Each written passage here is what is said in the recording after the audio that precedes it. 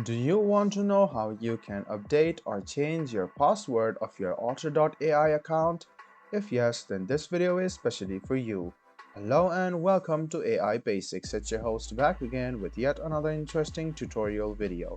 In this video, I'm going to teach you how you can change or update your password of your Otter AI account.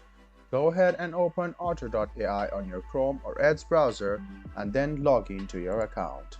Now you can see the profile on the left hand side.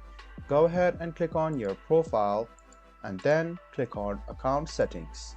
Now click on edit under the general option. You can see the password. Go ahead and click password. Write down your old password. Look at your password once and write down your new password. After writing down your new password, go ahead and type it again. After you're done, go ahead and click change password and then you can see that your account password will be changed. So that's it guys, that's how you change your Otter.ai password.